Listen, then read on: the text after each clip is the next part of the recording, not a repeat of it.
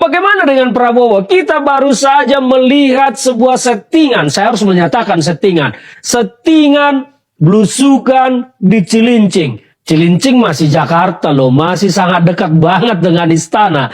Belum jauh harus menggunakan pesawat terbang yang jauh sampai ke Papua, sampai ke Maluku, sampai ke timur sana. Ini masih Jakarta. Sebuah belusuan yang disetting.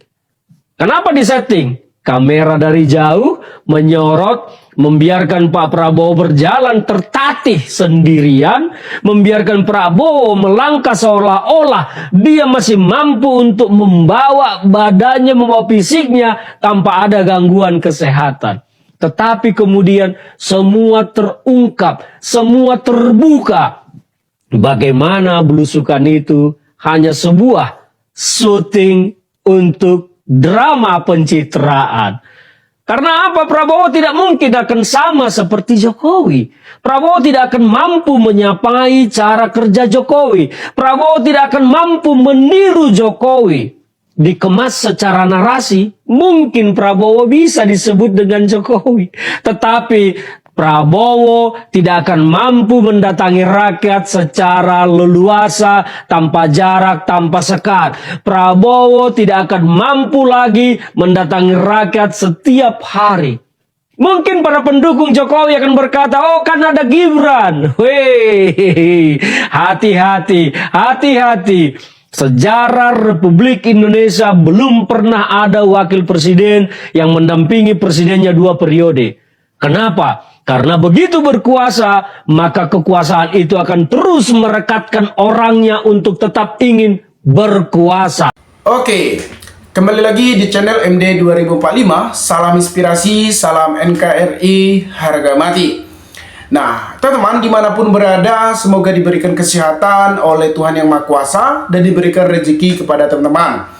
Sebentar lagi akan diadakan pemilu umum atau kontestasi Pilpres di tahun 2024 ini pada tanggal 13 Februari 2024. Saya yakin bahwa saudara sudah mempunyai pilihan yang tepat untuk mengganti Pak Jokowi di tahun 2024 ini sampai 2029, melanjutkan program-program yang telah dibuat Pak Jokowi.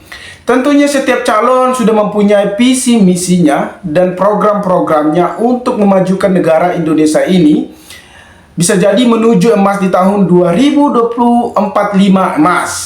Nah, kita harap kami sebagai rakyat Indonesia atau kita sebagai rakyat Indonesia tentunya kita berharap ada sosok pemimpin seperti Pak Jokowi di tahun 2024 ini sampai 2029 ini yang bekerja keras dan mengayomi masyarakat dan pro kepada masyarakat dan bukan hanya kepentingan pribadi sendiri.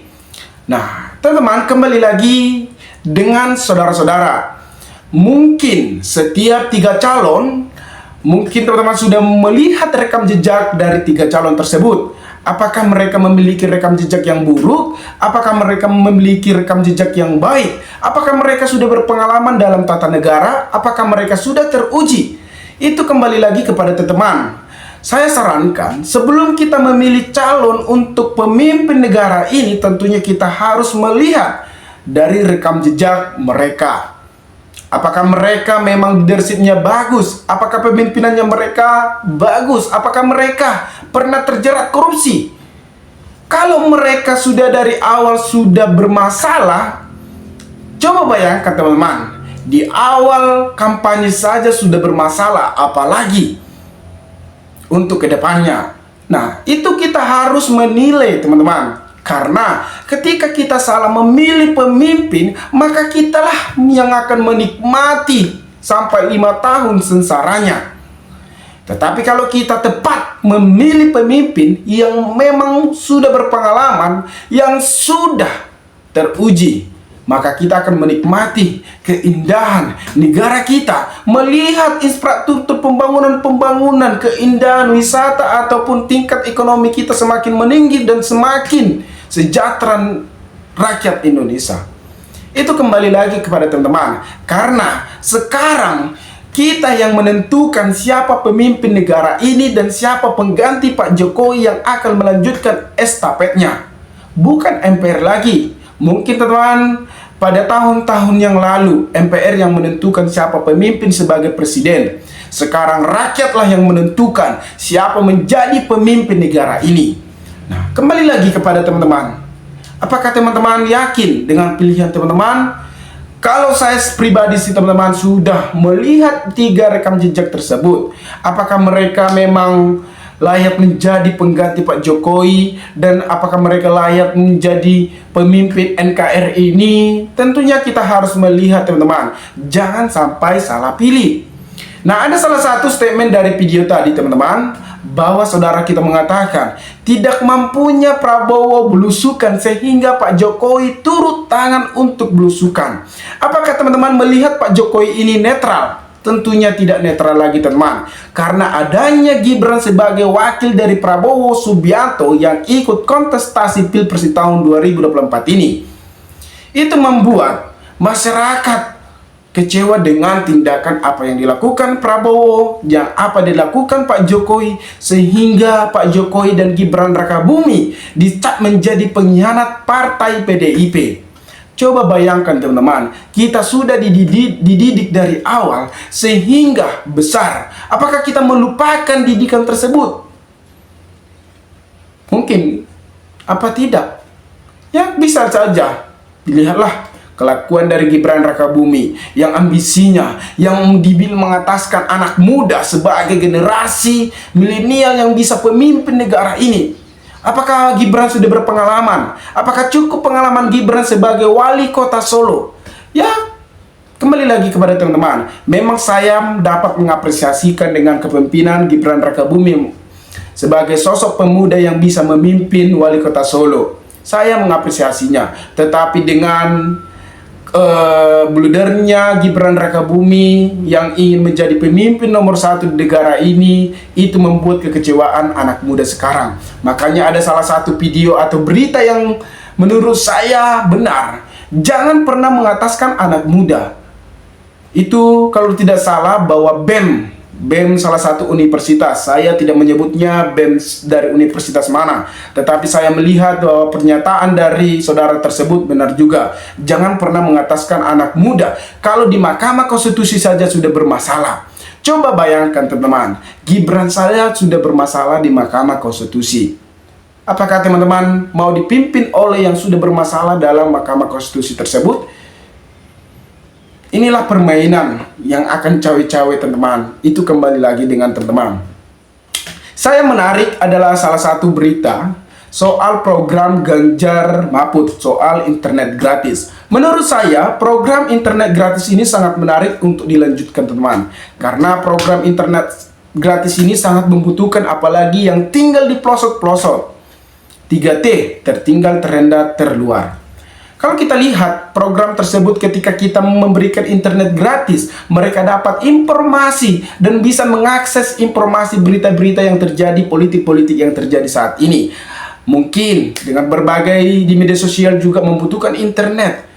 Belajar sejarah kan butuh internet. Itu menurut saya program yang sangat menarik yang akan dilanjutkan. Dan Pak Ganjar ini sudah juga berpengalaman di sebagai wali kota, sebagai gubernur, teman-teman, sebagai gubernur yang sudah 2 kali.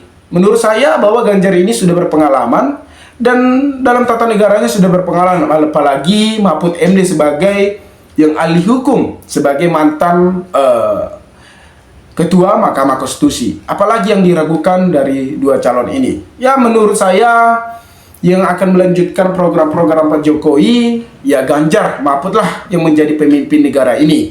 Itu kembali lagi kepada teman-teman. Setiap orang memiliki pemimpin-pemimpin yang menurutnya dia bagus. Kalau menurut saya, kalau kita lihat rekam jejak dari Ganjar, memang sudah terbukti dan sudah berpengalaman dan sangat dekat juga kepada masyarakat.